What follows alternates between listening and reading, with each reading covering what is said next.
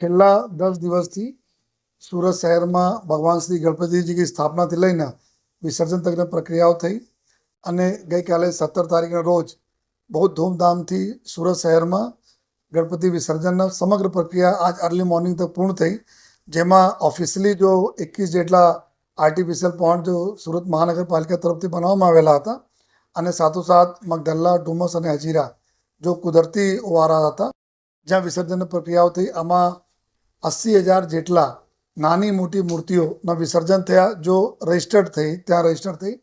આ સિવાય અમે લોકો જોયા કરીબ 10,000થી વધુ મૂર્તિઓ લોકો પોતપોતાના સોસાયટીમાં વિસર્જન કર્યા, જેના 1 ફૂટથી લઈને 9 ફૂટ તક સુધી તક માટીની મૂર્તિ ના અમે લોકો વિઝિટ કરી જો આપણે સોસાયટીમાં, આપણે ફળિયામાં, આપણા શેરીમાં વિસર્જન કર્યા તો આનો જોઈએ તો લગભગ 90,000 પ્લસ જો ટોટલ મૂર્તિઓનું વિસર્જન થયા જોઈએ.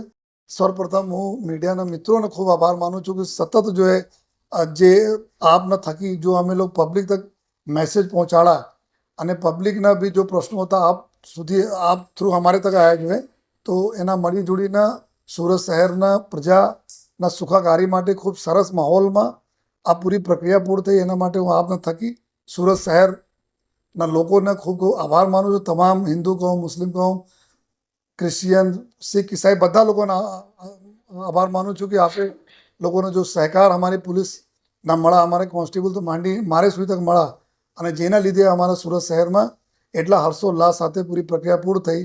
અને આ વખતે જો નોંધની જો બાબતો હતી કે ખૂબ સમયસર બધા લોકો મૂર્તિઓના વિસર્જિત કરવા માટે જો સમયસર નીકળ્યા અને અલગ અલગ મગદલ્લામાં બી ખૂબ મોટી સંખ્યામાં મૂર્તિ વિસર્જન થયા ગત વર્ષ. અને આપણા હજીરામાં બી, હજીરામાં થોડા હાઈ ટાઈડના લીધે થોડા મોડા થયા, લેકિન સવારે જો 6 વાગે, ગયા વખતે જો લગભગ 2 વાગે બપોર થઈ ગયા હતા, આ વખતે મોર્નિંગમાં 6 વાગે હાઈ ટાઈડ લગભગ 1:30-2 વાગે આવી તો સંપૂર્ણ પ્રક્રિયા પૂર્ણ થઈ ગઈ. તો ગયા વર્ષ કરતાં બી 8 કલાક જો પહેલે પૂર્ણ થઈ એના સમગ્ર ક્રેડિટ અમારી શહેરના જનતાને જાય છે કે આપ લોકો એટલા સહકાર કર્યા. રૂટ રસ્તાઓ જો પોલીસ તરફથી બનાવવામાં આવેલા હતા આપ એના જોઈએ ફોલો કરે જોઈએ અને લોકો અલગ અલગ રૂટ પર જ્યારે નીકળ્યા તો લોકોને દર્શન કરવાના બી ખૂબ લાભ મળ્યા. આજે છાપાઓમાં અમે જોયા કે ઘણા બધા વિસ્તારના લોકો ખૂબ ખુશ થયા છે કે એના વિસ્તારમાંથી જો દર્શન કરવાના એના તક મળવા જોઈએ.